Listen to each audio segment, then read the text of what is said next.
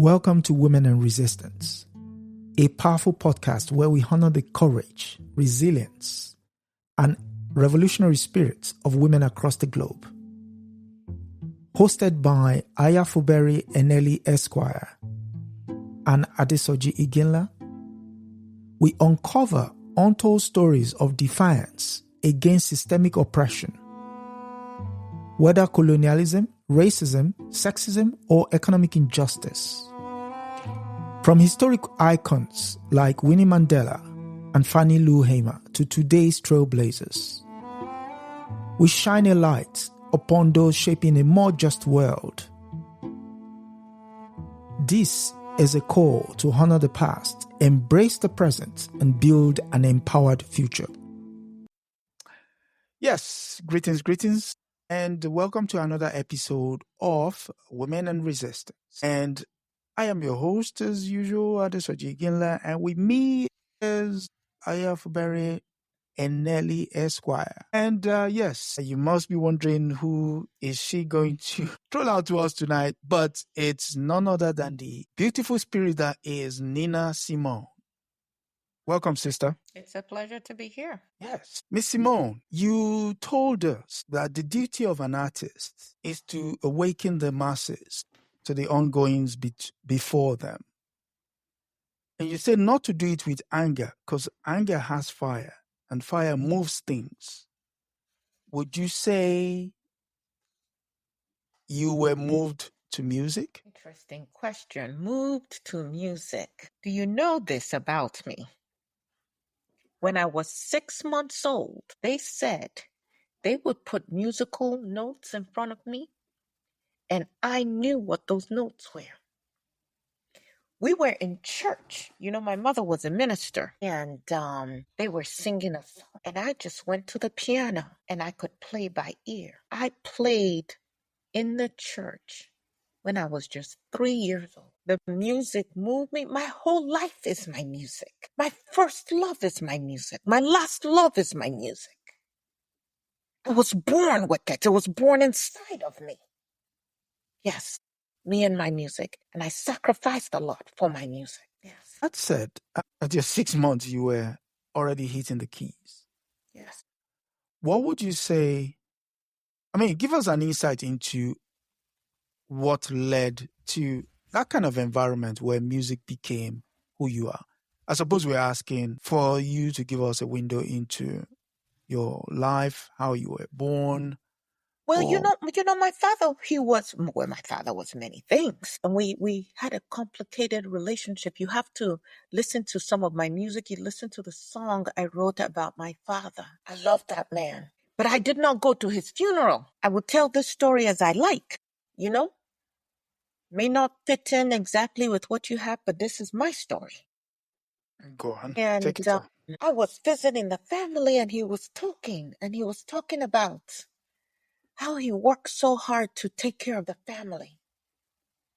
And I was upset because I was working. I was sending money home for the family. I was taking care of for the family.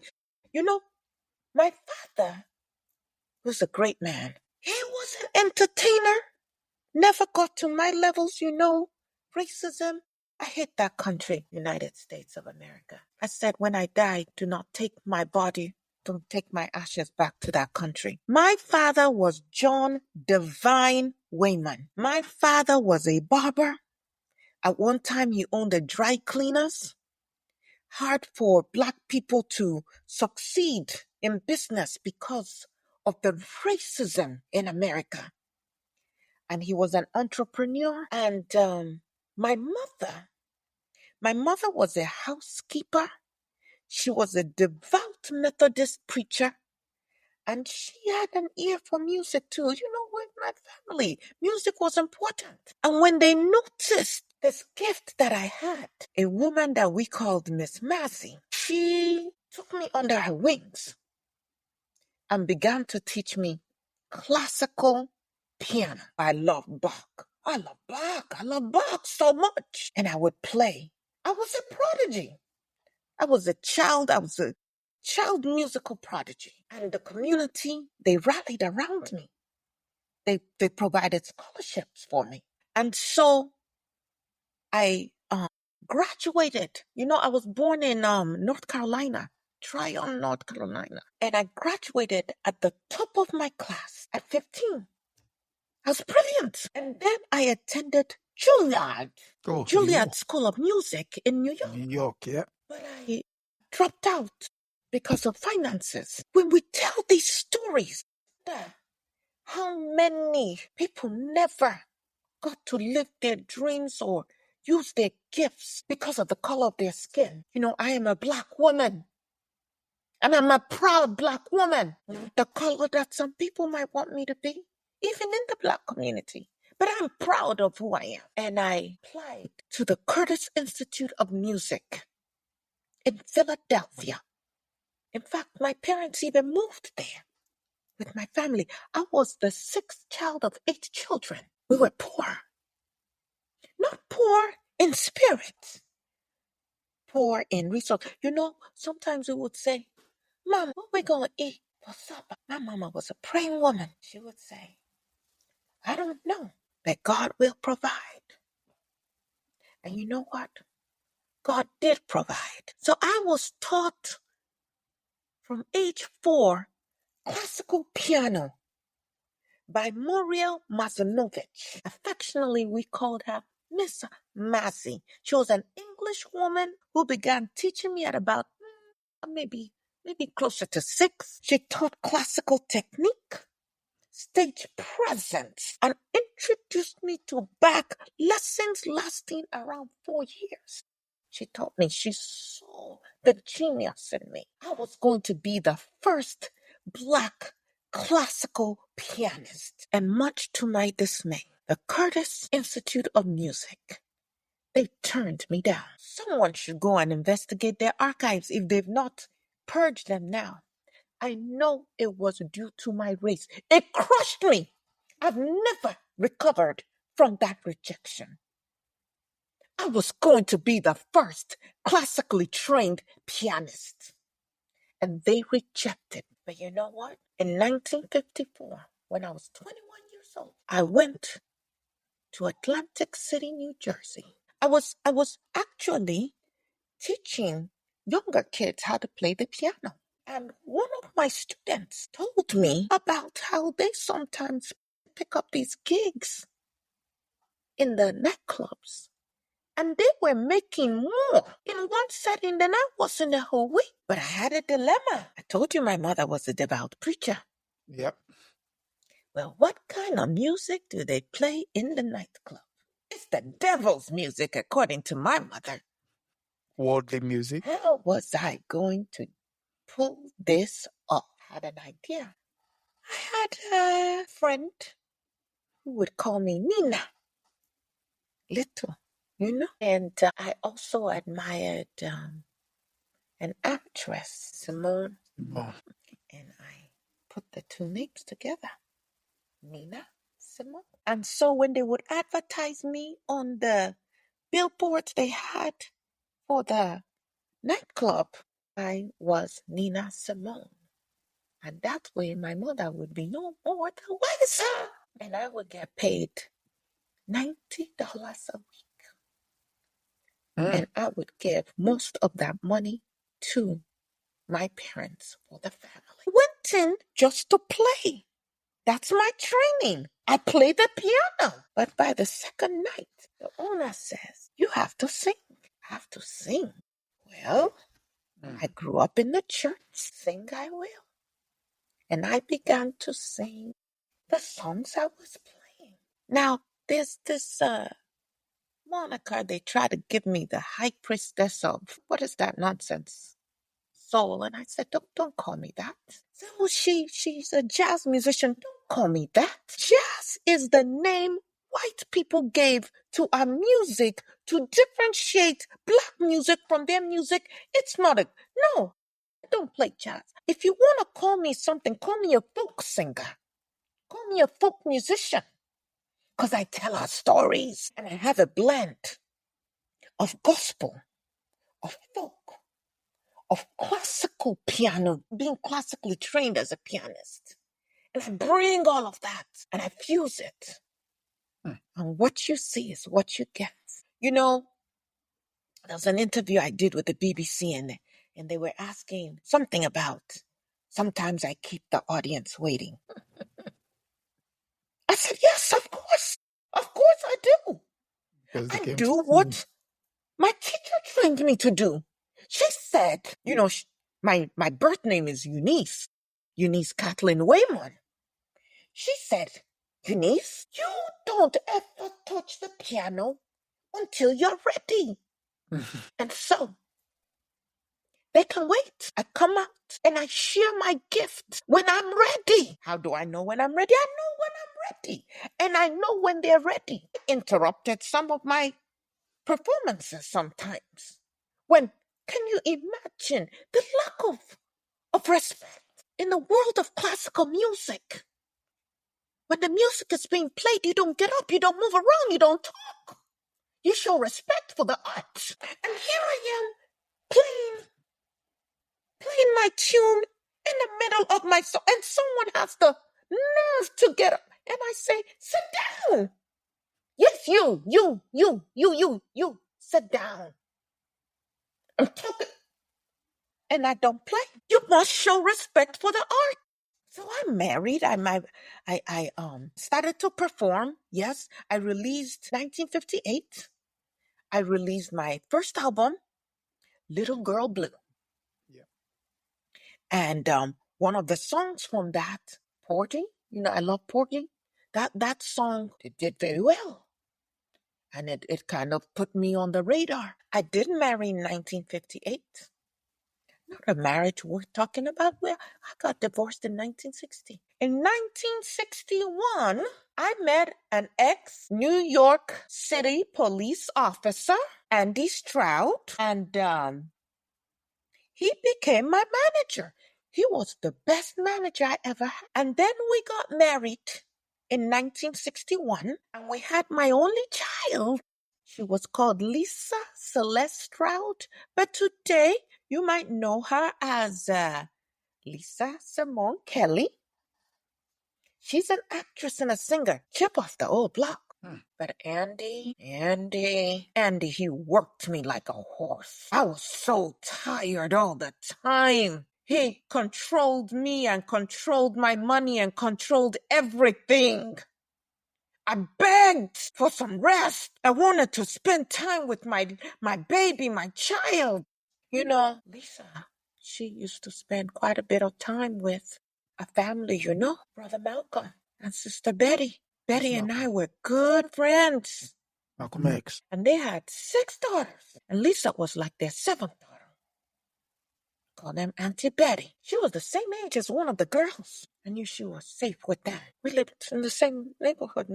Our houses not too far from each other. And look at how all our lives ended up. A really good friend, Lorraine Hansberry. She's the one that some might say radicalized me. She taught me about who we are and where we came from. Some who are looking for some salacious tidbits here and there claim perhaps we have been lovers. What business of yours is that? Of course I'm a sexual being. Some might say ahead of my time, but that's a story I will tell you more of later. And I would sit. Those were the good days with Lorraine. Well, Lorraine left this earth so soon, too soon. I would sit with James Baldwin and Langston Hughes. Langston wrote the lyrics for one of my songs. Yep. Listen, if you want to know who I am, in all my complexities, you must sit with my music. You must sit with my art. My music is me. You must sit with it and let it bathe over you. Let it wash over you. If you want to understand me, there comes the FBI and CONTELPRO. And do you know who had the audacity to be upset with me? My own husband, Andy Stroud. He said I was messing up my career. By being involved in the struggle. The duty of an artist is to reflect the times in which they live. Is that so difficult to understand? Otherwise, what are you doing? So my purpose initially was to be a classical pianist, the first Black classical pianist. But that purpose shifted. Some knowledge about myself, and my purpose shifted to our struggle, our liberation. How could I not write about the times in which I was in? And they killed Medgar Evers. And they killed those 4 innocent little girls in Birmingham. And I'm supposed to just come and entertain you? When my heart is breaking? When my people... Andy worked me like a horse. When I was pregnant with Lisa, Andy punched me in my stomach. Andy used to beat me so bad. And I would fight back. I would fight back too. I'm not nonviolent. I would fight back too. And I suppose some would say that was when they began to notice what they claimed were, erratic behavior. I like sex. I wanted sex. Sometimes I wanted it rough, but I didn't want to be beat up. And they beat me up. We were at a club, a disco club, and I'm just enjoying myself in the music and the atmosphere. Some guy handed me a note. I didn't even think anything of it. I just put it in my purse. And he grabs me. He pulls me out of the club. And he starts wailing on me. All the way to our house, all the way up the stairs into the bedroom. He's just beating me. I write about this in my book. I put a spell on you, and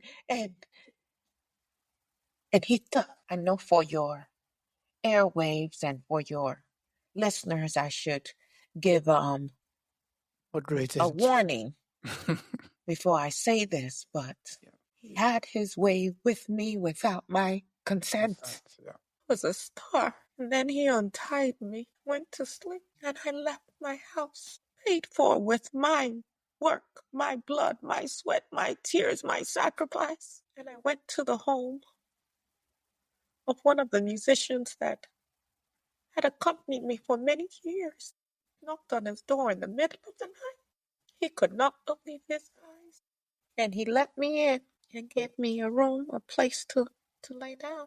And I stayed there for almost 2 weeks. Andy didn't know where to find me. And I went back. Andy hated what he called protest music. And one time I hated it too. I hated the idea because how do you distill the pain of a people, the indignities we suffered? How do you distill it into a 3.5 minutes? How do you do that? But when they killed Medgar Evers and killed those little girls, I put my pen to paper and I wrote Mississippi, goddamn. I'm going to share just a little bit of the lyrics, but you ought to go and listen to it so you can feel my spirit, feel my heart, feel the emotions coursing through me in that moment.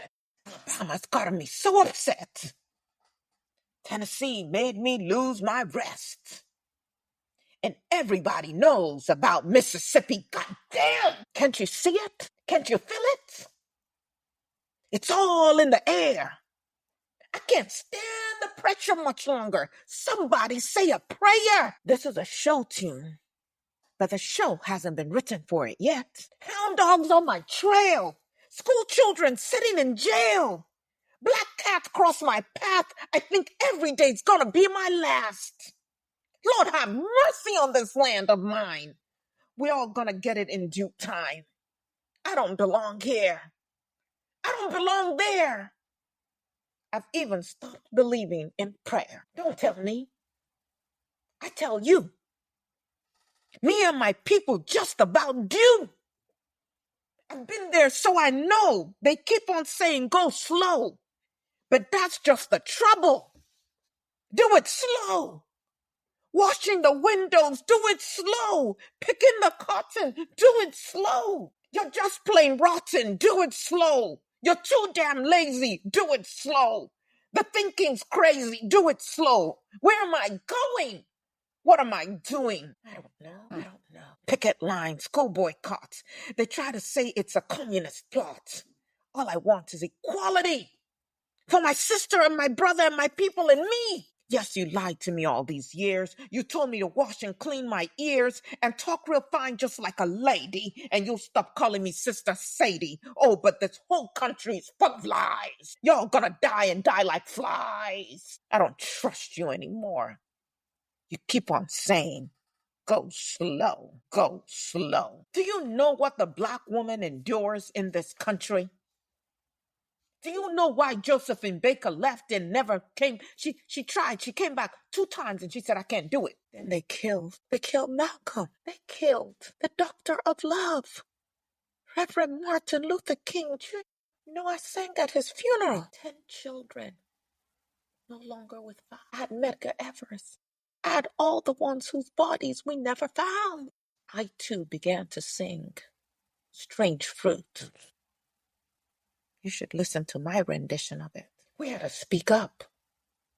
You can't be silent. And finally, I got so damn fed up with working like a horse, being mistreated. I divorced and without a word, I left the country. Found out they had a warrant out for my arrest, talking about I didn't pay taxes. The goddamn liars that they are. They did eventually get my home. They took it. They took it all. They can have it. Same thing the music industry did. Pirating my music all over the place, never wanting to pay me what I was worth. You heard about my song, For Women? This is the plight of the Black woman in America. I named them Aunt Sarah, Saffronia, Sweet Thing, and Peaches. I need a damn cigarette. Let me get a break. What do you want to ask me? What do you want to know?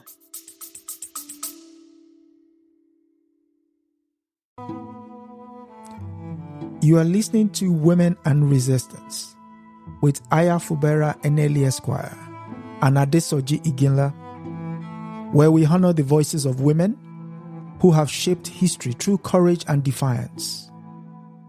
If you're finding these stories inspiring, take a moment to subscribe, share, and support this platform. Together, we amplify the voices that deserve to be heard.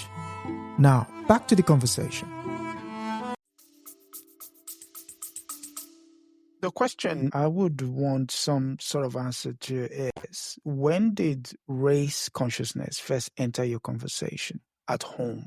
Because I believe when you left Triumph for New York, at that particular point in time, race had not really been center stage at home.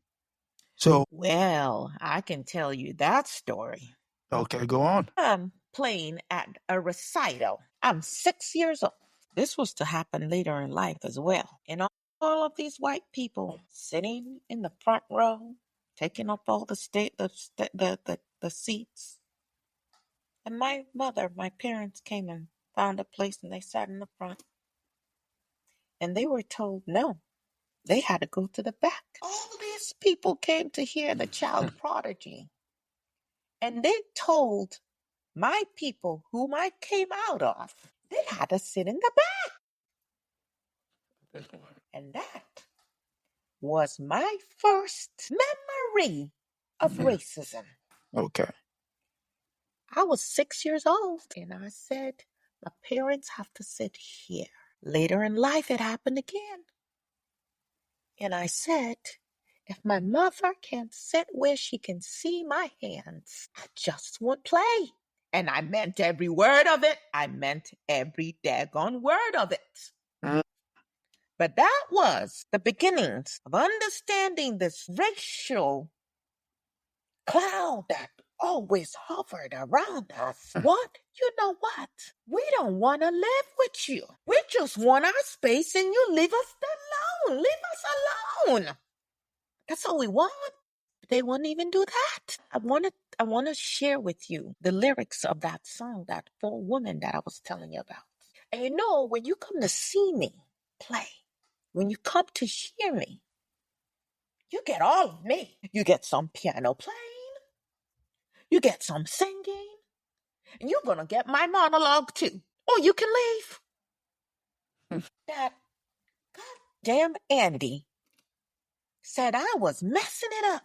because I would not stick to commercial tunes, to just entertaining the white people. And do you know that when I released Mississippi Goddamn, these people, and I'm being generous calling them that, it's racist. They had protests. They didn't protest the KKK. They didn't protest the FBI. They protested me.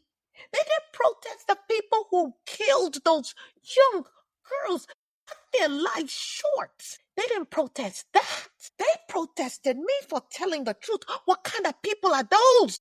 I want to live next to them. And they had to go. And they had to go.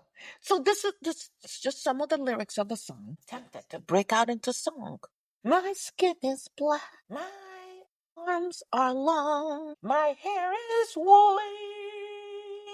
My back is strong. Strong enough to take the pain inflicted again and again. What do they call me? My name is Aunt Sarah.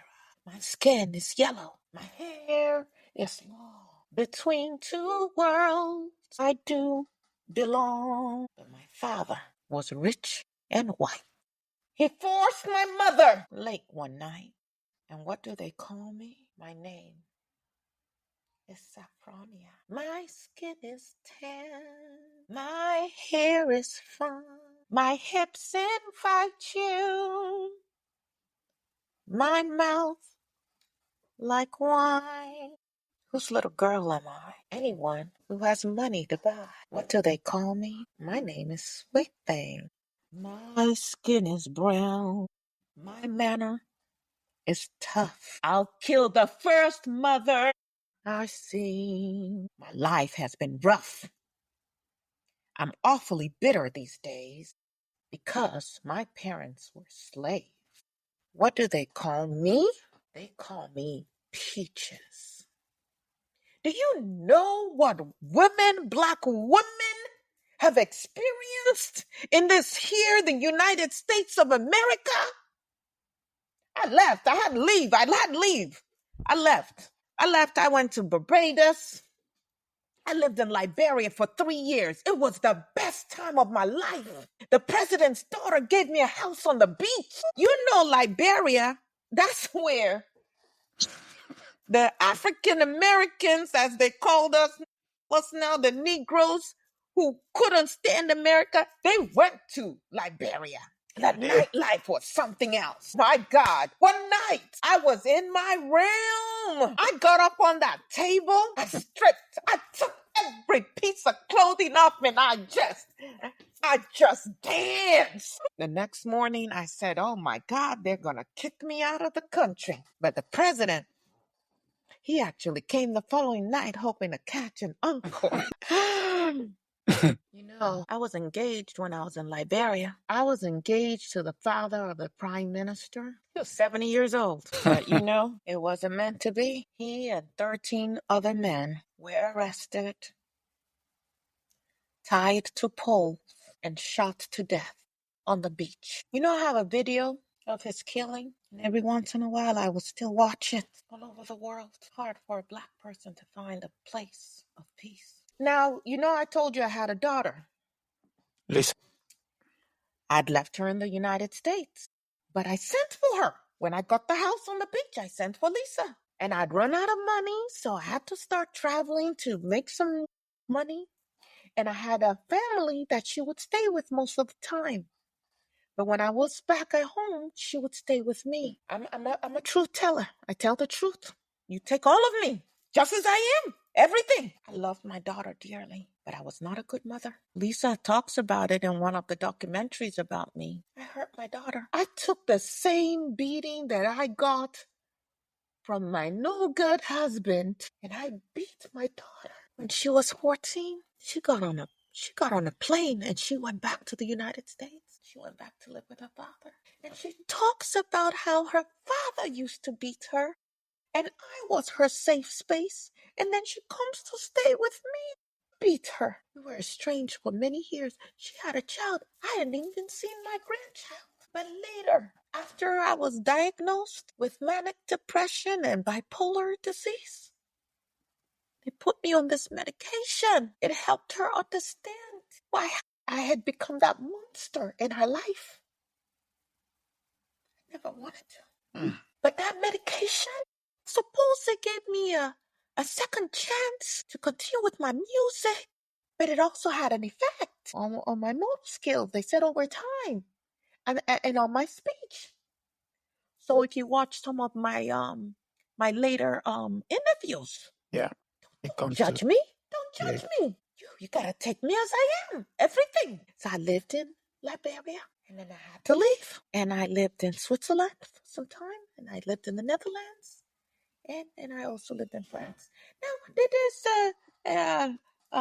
there's some people say that at one point I was so poor I was homeless. And there's a documentary that maybe shows me, in Destitute. yes, I suppose. I was never homeless. Never, not me. I always found a way. In the 1990s, I did settle in France, and that is where I ultimately died after battling breast cancer for quite some time. So you were neighbors with James Baldwin No, with Malcolm X. in France. Oh, yeah. Oh, yeah, yeah. Oh, yeah. Yes. Because he said, and I quote, "This is the world you have made for yourself, Nina. Now you have to leave it."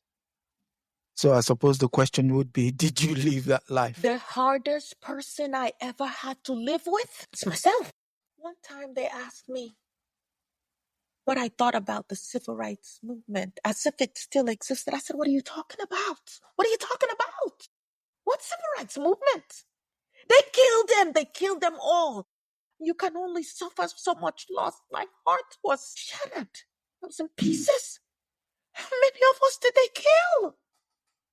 How much can we take? They're burning my records. They're protesting me. They're upset because I'm speaking my truth. You want me to just come and smile at you? I didn't leave America. America left me. This whole country, I tell you, full of lies, full of lies, full of lies. And I'm not going to pretend as though it's different. Over my lifetime, I released over 40 albums. We don't know because they steal so much. They say somewhere between 1 to 2 million records I sold in my lifetime. Then I died. You can't even watch a movie without hearing my song. They play my music all the time. All the time. You know, they used one of my songs for Chanel number 5. That was good. I did get paid from that. Since I died, my catalog, they say, has sold over 10 million units. Can you imagine? I know that you've been talking with other women. I know you've heard this story before. After the Curtis Institute of News for Music rejected me, changed the trajectory of my life, I never recovered from that blow. After I died, don't you know that the Curtis Institute for Music now decided to honor me? The rejected stone. Why? Why now? Why? Because I made it in spite of you? Now you want to act like you had something to do with it and to take some kind of credit? Is that to make you feel better? Is that to whitewash who you are? I was inducted into so I died in 2003. You know what I asked them to do with my remains? You want to know, don't you? Pray tell. I said, cremate me and take my ashes back to Africa. My ashes are over 7 countries in Africa. That's my home. Don't bring me back to the United States of. In 2018, after they protested me and burnt my albums, after the FBI had collected all the information they could find on me, after they had damn near driven me crazy with their psychological warfare, after they had killed all my friends and just sabotaged the entire civil rights movement, after all of that, the United States of America honored me with a stamp 2023. Oh my God. I don't want your damn stamp. I want the liberation of my people. I am not home in America.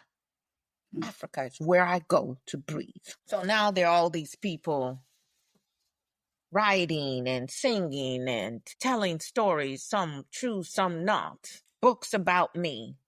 Of course, you must always start with what I said about myself. My autobiography, I Put a Spell on You, which came out in 1992. There's another book, Princess Noir, The Tumultuous Reign of Nina Simone. Why don't you try to live my life, see how it turns out for you? By Nadine Cohadas. Nina Simone, the biography, written by David Brum Lambert. What Happened, Miss Simone? By Alan Light. Nina Simone's Gum, a memoir of things lost and found. I didn't tell you this story. You want to know this story? I'm in Europe, and I see one of the record executives who was not paying me my royalties. Okay. And I grabbed my gun. Dr. King preached all that nonviolence thing. I said, we need to be violent. I said, we need to burn some things up. I said, we need to poison some waters. We need to fight back. I took my gun and I went into the restaurant after him and I shot. Yes, I shot him. I tried. and he's lucky I missed. And then they grabbed me. They said, what are you doing? I said, I told him to pay me my royalties. And he said, no. And so he was going to pay with his life. You can only push a person so far. How much can a person take? Anyway, Me and Nina, the poetry written by Monica Bland. We have Nina Simone by Carrie Acker. You can look them up. So many people have written. And do you know that damn Andrew Stroud, he wrote a book about me too. Well. Everybody wanting to take a piece. Feel like singing a song. Do you know how it feels to be free? Oh, I just want to feel free. You know what freedom is? You know what it is to feel free? To feel free is to have no fear. No fear, no fear, no fear. You have me talking so much. I need a cigarette. And of course, they're the documentaries. It's not what they put in there. You got to pay attention. It's how they curate it and how they weave it together. You have to listen to my music to feel me. I never stopped believing in God. I believe God is God. God is Allah. God is, I practiced yoga for 20 years. God is everywhere. Don't have to be just one thing. Damn honorary degree from Curtis. I'm so mad. Well, but then Amherst College and Malcolm X colleges also gave me honorary degrees as well. People call me Dr. Simone, as they should. As they should. Why not? And then there are all the artists that have been influenced by me. I love that young, sweet thing, Lauryn Hill. Nina Simone defecating on your microphone. Yeah. She understands you don't go to play till you're ready. They criticize her like they criticized me. But artists like your Jay-Z, your Kanye West, Talib Kweli, Timbaland, Flying Lotus, Aretha Franklin, Miles Davis, all of these people, they were all influenced by me. Of course, I was influenced by people too. And that's okay. That's what we should do. In 2000, I was inducted into the Grammy Hall of Fame. They didn't recognize my music when I was alive. Inducted into the North Carolina Music Hall of Fame in 2009. Mississippi, goddamn, was added to the National Recording Registry. I mean, it ain't that see, these people will have you confused if you're not careful. Run amok. You don't love me. The same song that caused you to abandon career came crashing down, my money drying up. Now it's in the National Recording Registry, the same song. What changed? And then, of course, I was an inductee in 2021 in the National Rhythm and Blues Hall of Fame. And then the Rolling Stone, they ranked me number 21 of their 200 greatest singers of all time. Now, that's something to laugh at because I was trained to be a classical pianist. But God had a gift and God had a plan. And I used my phone. Do you know that because of the darkness of my skin, because of the broadness of my nose, because of my fullness of my lips, and because I had such a deep register, There were some who whispered and questioned, is a man singing or is it a woman singing? My life as full as I could under the circumstances, with all the heartache and the pain. I was low many times, too many times. Depression like fire lapping at the edges of my sanity. But I was authentically me. I was me. So today, I have a statue on Trade Street in Tyrone, North Carolina.